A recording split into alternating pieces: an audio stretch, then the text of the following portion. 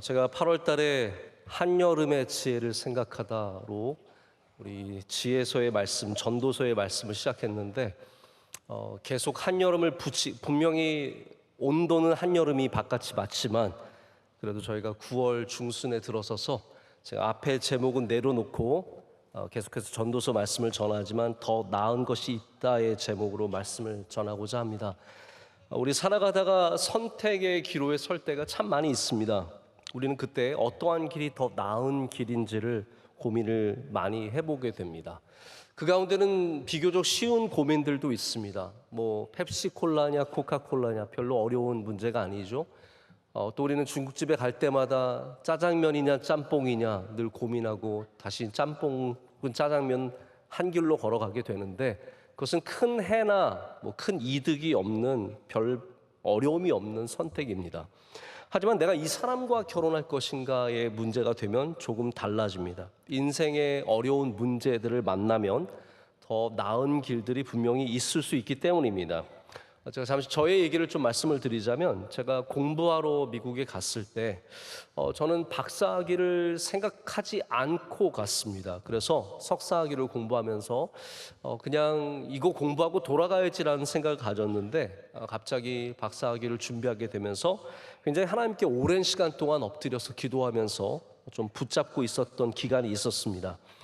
저에게 여러 가지 좀 고민이 있었습니다. 내가 이 공부를 5년 이상 하면서 이렇게 나의 삶을 여기에 전념하는 것이 더 나을까?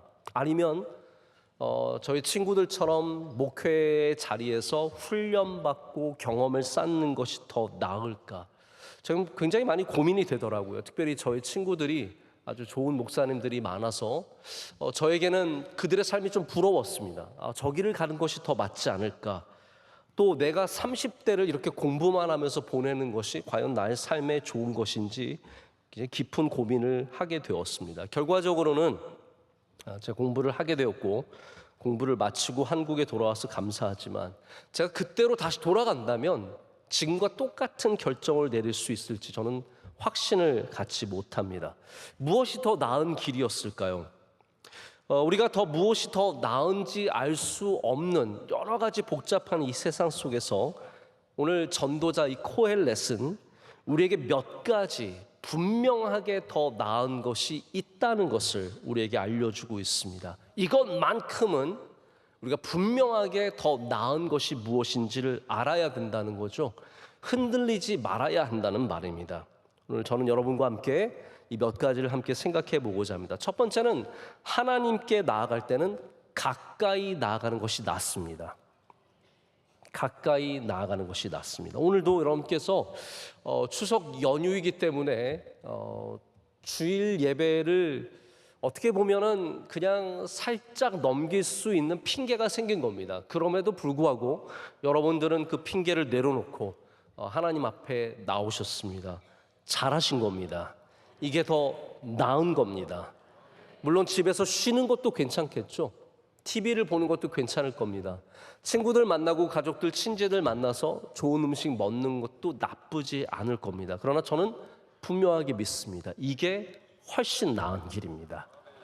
하나님께 가까이 가는 것이 나은 길이라는 것이죠. 오늘 1절 말씀은 특별히 하나님 전에 나아가는 자세를 말하고 있는데 우리의 발을 삼가하라 라고 얘기하고 있습니다. 이 말씀은 쉽게 말하자면 발을 조심해라, 너의 모든 행위를 조심하라는 뜻입니다. 무엇을 콕 집어서 조심하라고 말하는 것은 아니지만 우리의 전체의 자세가 하나님 앞에 나올 때는 이런 경외함 속에서 조심하는 것이 좋다라고 말해주는 것이죠. 저는 그것과 상관없이 우리의 교회의 문은 낮고 넓어야 된다고 생각을 합니다. 교회의 문턱이 낮아야 하는 이유가 여러 가지지만 모든 사람들이 하나님 앞에 나올 때는 이렇게 편하게 마음을 너무 어렵게 하지 않고 나온 것이 참 좋다는 생각을 갖습니다. 어떤 목사님이 그래서 교회의 문턱을 낮추는 노력을 하는 가운데 교회에 흡연실을 만들었대요. 그래서 오시는 분 가운데 설교 말씀 듣다가 도저히 안 되겠어.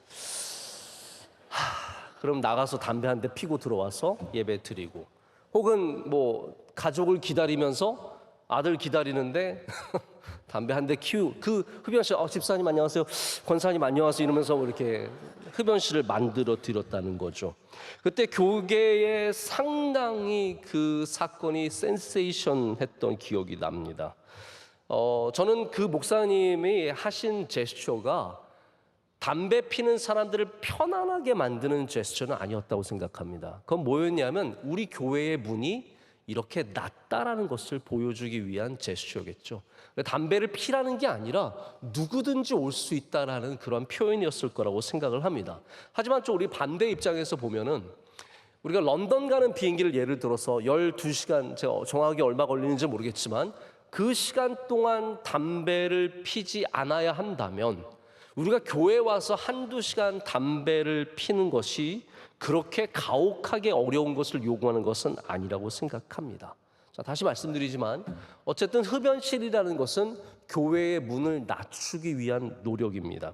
저희 교회도 그와 비슷한 고민들을 할 때가 있습니다. 제가 한 번은 밖에서 어떤 예배를 드리고 저녁에 우리 저녁 예배 시간에 좀 늦게 교회에 도착할 일이 있었습니다. 그래서 교회에 이렇게 들어오는데 저 이쪽에 로비가 있지 않습니까? 그 로비에서 한 젊은 커플이 아주 좋아 보이는, 제가 볼 때는 신혼부부 같아 보이는 커플이 예배를 로비에서 드리고 있는 거예요. 그래서 왜 안에 안 들어가고 여기서 예배를 드리나 봤더니 강아지와 함께 예배를 거기서 드리고 있었습니다. 저는 그분들을 보면서 굉장히 기특했어요. 강아지를 데리고서라도 예배를 드리겠다는, 여기 들어오지는 못하지만 로비에서라도 예배를 드리겠다는 그것이 얼마나 기특합니까? 동시에 의아했습니다. 강아지를 데리고까지 교회를 와야 하는 그 상황이 좀 의아하기도 했죠. 제가 그래서 반갑게 인사를 하고 어떻게 예배를 여기서 강아지와 함께 드리세요, 이렇게 반갑게 인사를 하고 들어오려고 했더니 그 젊은 커플이 저한테 이렇게 말했어요. 목사님, 저희 교회도 강아지와 함께 예배 드릴 수 있는 공간이 있으면 좋을 것 같아요. 그때부터 제가 고민을 하게 되었습니다.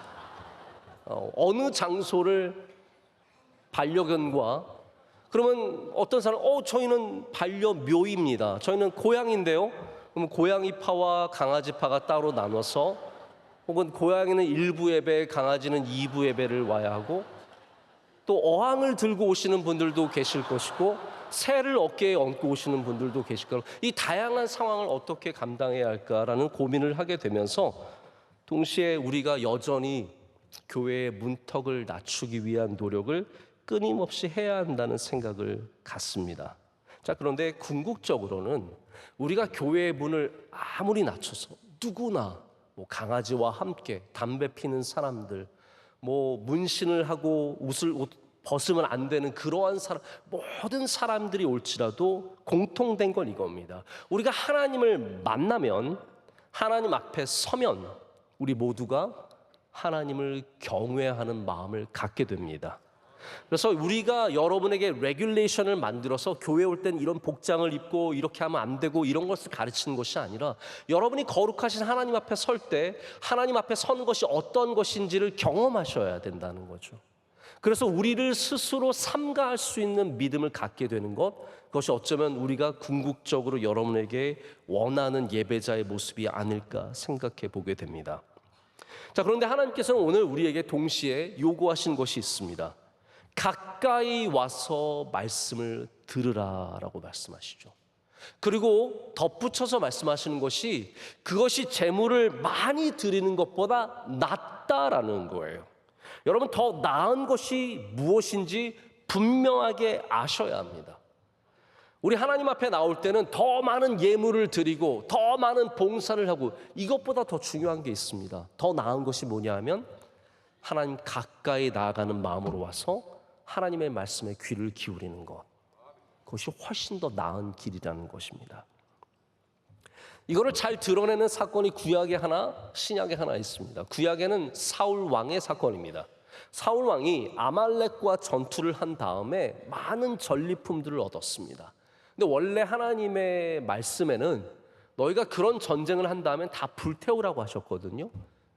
그 이방의 것들을 가져오지 말라고 했는데 사울이 좋아 보이는 것들을 가져왔습니다. 특별히 좋은 양과 좋은 소를 가지고 와서 제사를 드립니다. 자기 멋대로 드리는 제사죠.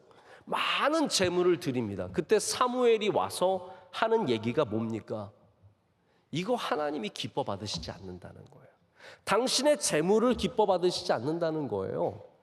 그때 사무엘상 15장 22절에 이렇게 말합니다. 사무엘이 이르되 여호와께서 번제와 다른 제사를 그의 목소리를 청종하는 것을 좋아하심 같이 좋아하시겠나이까? 뭘 더 좋아하신다는 거예요? 목소리를 청종하는 것을 더 좋아하신다는 거예요. 하나님이 재물을 좋아서 누가 소 갖다 주나 보자 이런 분이 아니시라는 겁니다. 정말 하나님이 기뻐하시는 것은 더 나은 예배는, 더 나은 길은 가까이 와서 청종하는 그 자세. 그래서 순종이 제사보다 낫고 듣는 것이 순양의 기름보다 낫다라고 말하는 것입니다. 신약에는 마리아와 마르다의 사건이 있습니다. 이 마리아와 마르다는 자매입니다.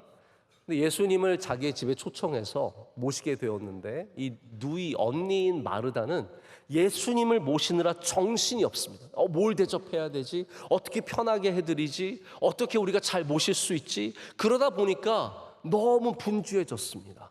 그런데 이 동생 마리아는 지금 그게 중요한 게 아니에요. 예수님이 내 앞에 계시는데 예수님 발 앞에 가서 예수님의 말씀을 듣습니다. 근데 예수님께서 그 모든 일이 있은 다음에 마르다에게 뭐라고 말씀하십니까? 마리아가 더 좋은 것을 택하였으니.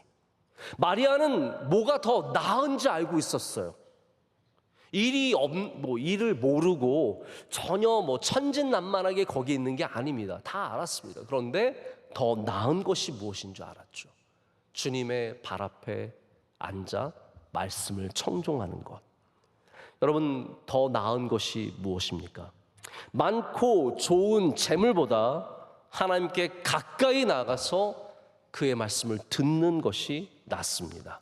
많은 일을 하는 것보다 주님 발 앞에 앉는 것이 낫습니다. 이 나음을 절대로 포기하지 않으시기를 축복합니다. 두 번째는 말을 적게 하는 것이 낫다라고 말합니다. 언사안정이라는 한자어가 있습니다. 말씀 언에 말씀 사에 우리가 쓰는 안정이라는 뜻입니다. 이 말은 무슨 뜻이냐면 우리의 행동도 안정되어야 하지만 우리의 말이 안정되어야 한다고 얘기하는 것입니다. 우리 신체 부위 중에서 가장 신뢰받을 수 있는 부위가 되어야 하는 곳이 저는 입이라고 생각합니다. 우리의 손도 안정감이 있어야 되겠고 발도 안정감이 있어야겠고 당연하겠죠. 그러나 우리가 정말로 가장 절제되고 안정감을 가져야 하는 곳은 바로 우리 입술, 우리의 혀, 우리의 입이라고 말할 수 있습니다. 그러려면 어떻게 해야 되느냐? 제가 여러분 혹시 말할 기회가 있다면 이걸 꼭 생각해 보세요.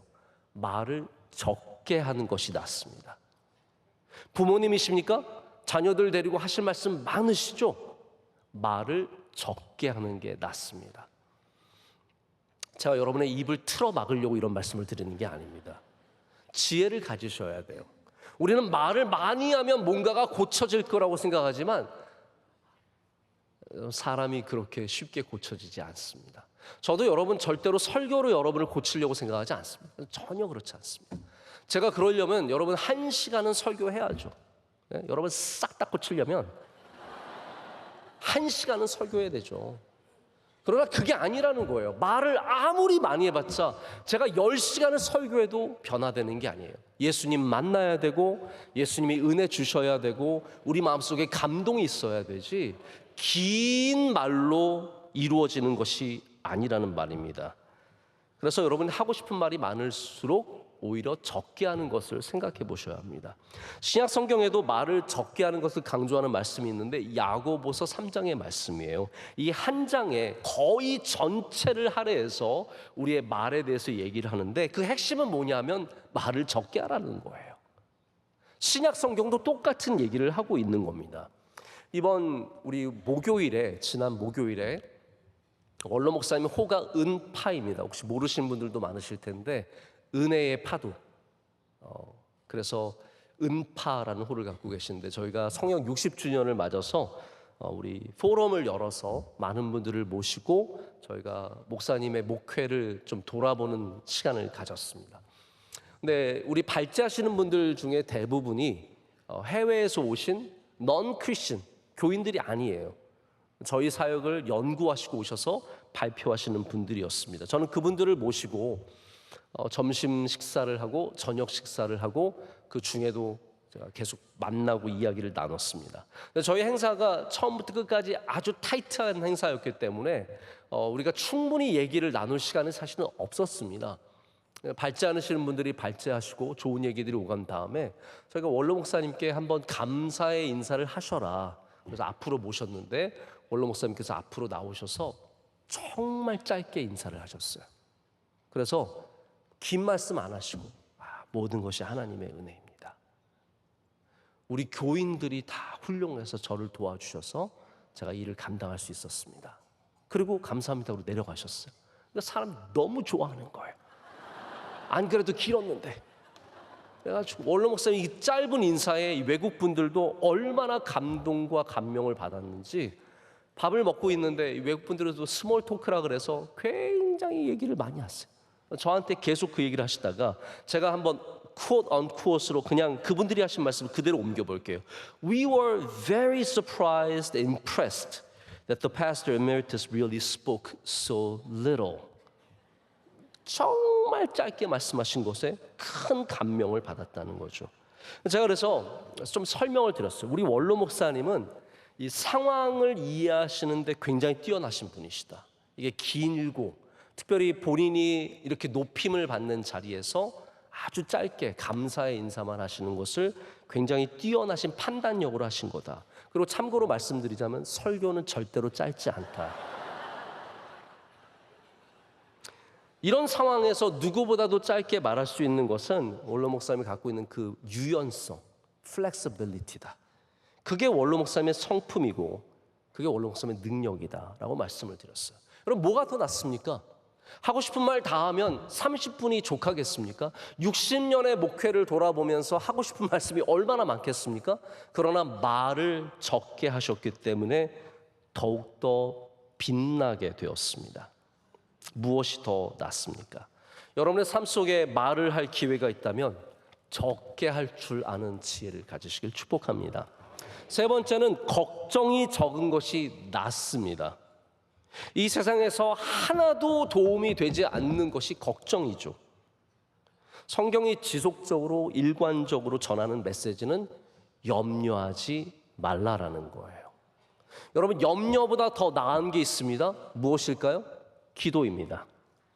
우린 나은 게 무엇인지 분명히 알아요. 걱정과 염려보다 기도가 훨씬 더 나은 걸 아는데 우리는 여전히 기도보다는 염려하고 걱정하는 쪽을 택합니다. 오늘 3절 말씀을 보면 걱정이 많으면 꿈이 생기고 말이 많으면 우매한 자의 소리가 나타난다라고 얘기합니다. 이걸 제가 좀 더 쉬운 영어 성경에서 가져오면 이런 표현이에요. 당신이 너무 많은 것을 돌보고 있으면 자꾸 꿈을 꾸게 되고 많은 말은 어리석은 사람들의 표징입니다 라는 뜻입니다. 여러분 여기 굉장히 일리가 있는 말이 있습니다. 우리가 너무 많은 것을 하고 많은 것을 돌보고 많은 것을 걱정하면 우리의 쉼이 불안정해집니다. 이 꿈이라는 것은 단순히 꿈을 많이 꾼다는 의미만이 아니라 우리가 평안을 가져야 하는 시간에 평안을 갖지 못한다는 뜻입니다. 제가 오랜만에 지금 주일 낮예배 설교를 하게 되었습니다. 한 2주를 못했으니까 3주 만에 하는 거거든요. 실제로는 제가 어제 저녁에 뭔가 걱정이 많았나 봐요. 어젯밤에 꿈을 얼마나 많이 꿨는지 밤새 내내 꿈을 꿨어. 그것도 좋은 꿈도 아니에요. 잃어버리는 꿈. 제가 안경을 잃어버려가지고 꿈에요. 이 안경을 찾아 모든 것을 오늘 아침에 일어나자마자 안경을 발견하고 얼마나 기뻤는지 몰라요. 티셔츠 찾고 신발 찾고 밤새. 여러분 저를 아셔요. 저는 찾아다니는 목자 같은 잃은 것들, 잃어버린 양들을 밤새 그러니까 오늘 아침에 일어나서 내가 오늘 어떻게 감당하지? 그런 생각부터 드는 거예요. 내가 어저께 하나님께 맡겼어야 되는데 내가 이거 다 짐을 하나님께 맡겼어야 되는데 뭐 내가 잘하겠다고 이거를 마음에 다 품고 있으니까 이게 다 꿈으로 나타나는 거죠.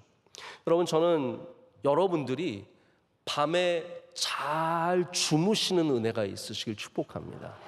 이거 참 중요합니다. 우리 삶의 건강이 낮에 건강한 것도 참 중요한데 밤에 건강해야 합니다. 밤잠을 잘 자야 합니다. 우리가 6시간, 5시간을 자도 푹 잔 잠과 그냥 겨우겨우 선잠을 잔 7시간은 너무너무 큰 차이가 있습니다. 그래서 잠언과 전도서에는 잠이 하나님이 주시는 평안이라는 것을 우리에게 강조합니다. 하나님 안에 거하는 사람들이 걱정하지 않고 나의 것을 하나님께 맡긴 사람들은 그 평안을 누리며 밤을 잘 보내게 되는데, 하나님 중심으로 살아가지 않고 내 힘으로 살아가는 사람들은 걱정과 근심과 염려가 많을 수밖에 없고 계속해서 밤마다 힘든 일들이 생기는 겁니다. 여러분, 뭐든지 어떤 것이든지 과도하면 문제가 됩니다.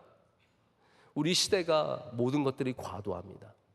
자극이 너무 많습니다.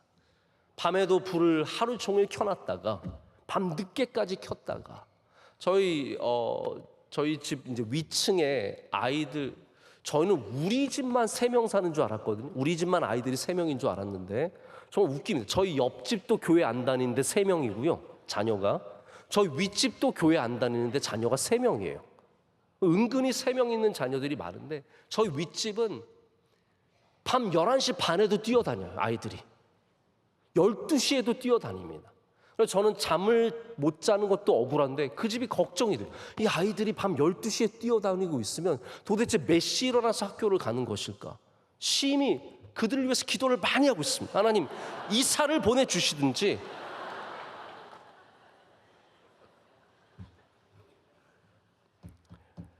아이들에게 밤이 너무 과도하게 자극적입니다. 우린 침대에 누워서도 핸드폰을 켜고 불빛을 바라보고 과도하게 빛에 노출되어 있습니다. 이 시대가 걱정이 너무 과하고 스트레스가 너무 심각합니다. 우리 음파 포럼에서 연세대 권수영 학장님이 그런 얘기를 해주셨어요. 우리 다음 세대 저출산에 대해서 심각하게 걱정을 하고 있는데, 다음 세대도 걱정이지만 지금 이 시대부터 걱정을 해야 된다. 이 세대부터.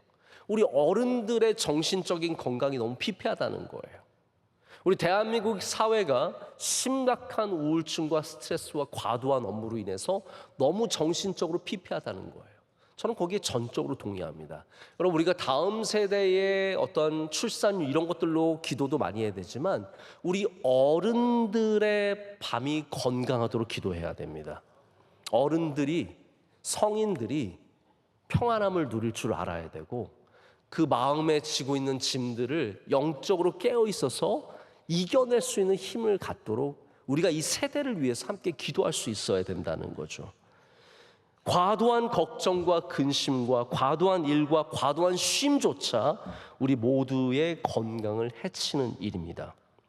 여러분, 꿈이 평안해지려면 우리가 반드시 예수 그리스도 중심의 삶으로 돌아와야 합니다. 우리의 밤이 평안해지기 위해서는 하나님의 다스림 안으로 들어와야 합니다. 여러분, 예수님을 붙잡고 사는 삶은 자극 중심의 삶이 아닙니다. 어디를 가야, 무엇을 먹어야, 어떤 일을 해야, 무엇을 사야 즐거움을 얻는 것이 아니라 예수 그리스도와 동행함으로 무슨 일을 만나든지 기뻐하며 감당할 수 있는 삶입니다. 평안으로 채워지는 삶이죠. 그래서 오늘 7절 말씀은 3절 말씀의 반복인데 결론이 있는, 대안이 있는 3절 말씀이에요. 7절 말씀을 한번 보실까요? 마지막에 뭐라고 되어 있냐면 그러하니 오직 너는 하나님을 뭐라고요? 경외할지니라. 이게 해답이라는 거예요. 걱정이 많은 삶 속에 우리의 해답은 뭐냐면 하나님을 경외하는 삶이라는 거예요. 하나님을 경외하는 삶을 아주 단순하게 번역하면 하나님을 예배하는 삶이라고 말할 수 있습니다. 네 번째는 맹세하지 않는 것이 낫다입니다. 오늘 말씀에 서원에 대한 이야기가 나옵니다. 여러분, 서원은 단순한 약속 맹세가 아니라 하나님 앞에 하는 의식이 있는, 리추얼이 있는 그런 약속과 맹세입니다. 제가 이 서원에 대해서 이 짧은 시간 동안 여러분과 깊은 얘기를 나누지 못합니다. 하지만 단편적으로 하나만 좀 말씀을 드리자면, 왜 우리가 서원을 할까요를 생각해 보셔야 합니다. 여러분, 왜 서원을 하게 될까요? 우리가 서원을 하게 되는 이유는 원대한 꿈이 있어서가 아닙니다. 하나님, 제가 정말로 바라고 원하는 것이 있는데 저 그렇게 되기를 원합니다. 이런 거 물론 있겠지만, 대부분 우리의 서원은 어떤 상황 속에서 발생하냐면, 다급한 상황을 타개하고자 할 때 서원을 하나님께 남발하게 됩니다. 하나님, 우리 아들 내일 시험입니다. 이 시험 되게 해주시면 제가 다음 달부터 11조 내겠습니다. 이게 잘못된 서원의 대표적인 예예요. 다급하니까 뭔가를 이루어내기 위해서 하나님과 딜을 하는 거예요. 근데 여러분, 여기에 얼마나 많은 하나님을 향한 오해가 있는지 모릅니다. 여러분, 하나님이 돈이 그렇게 궁한 줄 아세요? 우리는 하나님께 뭐 드리면, 돈 드리면 해결되는 줄 아는데, 그건 진짜 하나님을 오해하는 겁니다. 여러분, 11조 드려서 해결할 문제가 아니에요. 그런데 우리는 뭔가를 하나님께 자꾸 드리고 뭐 내놓고 뭐 희생한다고 하면서 하나님과 자꾸 딜을 하려고 합니다. 하나님, 이번에 우리 회사 이 계약 따게 하시면 저 교회 근처로 이사 오겠습니다. 그리고 어디 청약되면 바로 떠나죠. 딴 데로, 먼 곳으로. 이런 다급한 약속들이 우리가 행할 수 없는 서원이 되어버리는 겁니다. 그래서 아들 시험 보기 전에는 막 11조 내겠다고 해놓고 안 되면서, 하나님 안 됐으니까 11조 취소입니다. 이렇게 되는 것이고, 돼도 뭐라고 생각하냐면, 녀석이 공부 열심히 하더니 잘 됐네. 결국은 하나님의 은혜는 없고 얘가 공부 열심히 한 거예요. 이게 대부분 우리가 내리는 결론입니다. 그래서 결국은 자기가 약속했던 걸 못 지키게 됩니다. 사사기에서 여러분 입다의 사건을 잘 아실 겁니다. 맨날 서원하면 나오는 이야기죠. 근데 입다의 가장 큰 문제는 잘못된 서원을 한 것도 있지만 하나님을 잘못 알았다는 거예요. 입다가 뭐라고 서원했습니까? 하나님, 이번 전쟁에 이기게 해주시면 제가 저를 환영하러 나오는 첫 번째 만나는 사람을 하나님께 제물로 드리겠습니다 했는데, 누가 나왔습니까? 자기의 딸이 나왔죠. 여기에 얼마나 큰 오해가 있습니까? 가장 큰 오해는 하나님께서 언제 사람을 제물로 바치려고 했어요. 하나님은 사람을 제물로 바치는 것을 가장 경멸하시는 분이세요. 근데 자기 마음대로 자기가 원하는 게 있으니까 하나님께 마음대로 약속을 해놓는 거예요. 그리고 그 약속을 지키려고 그 귀한 딸을 제물로 바치는 거 아니겠습니까? 그럼 우리는 하나님을 오해하면 안 됩니다. 하나님은 11조를 탐하시는 분이 아니십니다. 하나님은 그렇게 뭔가를 얻고 싶어서 여러분에게 좋은 것을 주시는 분이 아니십니다. 여러분, 그래서 하나님과 자꾸 딜하려고 하지 마시고요, 하나님께 믿음으로 나가셔야 합니다. 하나님께 간절함으로 나가셔야 하고, 불쌍히 여김을 받으려고 나가야지 자꾸 뭘 들여가지고 이거 줄 테니까 뭐 주세요. 이게 뭐 두꺼비 집도 아니고 뭐 새 집 줄게, 헌집 뭐 헌집 달라. 이거, 여러분, 하나님을 오해하는 사람들이 너무나 많습니다. 잘못된 서원을 하게 되면 그 서원을 지키지 못하고 더욱더 잘못된 길로 갈 수밖에 없습니다. 그래서 간단하게 결론을 내리자면, 서원은 안 하는 것이 차라리 낫습니다. 서원을 해서 자꾸 뭘 얻어내려고 하지 마시고 헛된 약속을 하지 않는 것이 낫습니다. 여러분, 성경은 이렇게 두 가지를 제시하고 무엇이 더 나은지를 우리에게 말해줄 때가 많습니다. 우리 신약 성경에 보면 주는 것이 받는 것보다 낫다라고 말했죠. 제가 참 좋아하는 말씀 중에 하나가 잠언 14장 4절 말씀인데, 이런 말씀이에요. 소가 없으면 구유는 깨끗하려니와 소의 힘으로 얻는 것이 많으니라. 여기 선택권이 있습니다. 소가 없으면 깨끗해요. 그러나 소가 있으면 고생은 하겠지만 힘들겠지만 소의 힘으로 얻는 것이 참 많다는 겁니다. 우리 전도서 한가운데 흐르는 메시지가 우리 해 아래 있는 모든 삶 속에 있는 헛됨과 무모함, 모호함 이런 것들 아니겠습니까? 이 선택의 문제가 다 여기에 연루가 됩니다. 무엇이 더 낫습니까? 모호하죠. 해 아래 있는 모든 것들은 다 모호한 것들입니다. 그런데 오늘 성경은 그 가운데 분명히 나은 것이 우리에게 무엇인지를 가르쳐주고 있습니다. 소가 없으면 구유는 깨끗하죠. 교회 안 다니면 편합니다. 주일날 이렇게 고생해서 안 와도 되고. 혹시 오늘 여러분 산부 예배 오셔서 주차할 때 평소보다 조금 편하셨죠? 네, 저도 들어올 때 보니까 확실히 주차되어 있는 차가 지난주보다 훨씬 적어요. 여러분, 우리 교회 산부 예배 오는 건 전쟁입니다. 어떤 분들에게 1시간 기다려서 들어와야 하는 고된 일입니다. 여러분, 소가 없으면 구유가 깨끗하고요, 믿음 생활 안 하면 편하게 살 수 있습니다. 예수님 안 믿으면 편한 것들이 한두 개가 아닙니다.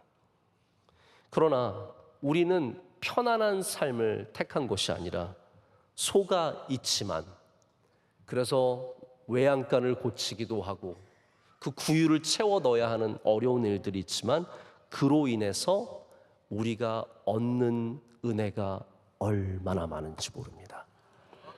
여러분, 무엇을 택하시겠습니까? 하나님을 섬기는 일이 의외로 힘듭니다. 봉사하는 것이 의외로 어렵습니다. 아니, 교회 와서 돈 받아가는 게 아니라 우리는 돈을 내고 가야 합니다. 여기 안에 갈등도 있고 어려움도 있습니다. 주일날 쉬지도 못합니다. 그러나 분명한 것은 우리가 믿음 생활함으로 하나님이 우리에게 베풀어 주신 은혜는 이루 말할 수 없는, 다 표현할 수 없는, 수치로 나타낼 수 없는 것들이 얼마나 많은지 모릅니다. 저는 그래서 심지어 내가 예수님 믿어서 더 건강해지지 않아도, 내가 예수님 믿어서 우리 자녀들이 이렇게 저절로 잘 되지 않아도, 내가 부자가 아니어도 저는 예수님 믿는 것, 이것이 이 자체가 더 낫기 때문에, 이 자체가 더 귀하기 때문에 저는 반드시 예수님 믿는 이 길을 포기하지 않을 것입니다. 자, 말씀을 맺으려고 합니다. 우리가 갖는 이러한 더 나음의 분별력의 근거가 무엇일까요? 여러분, 어떻게 더 나은 길을 선택하시겠습니까? 그 지혜가 있다면 그 지혜의 근거는 무엇이 되겠습니까?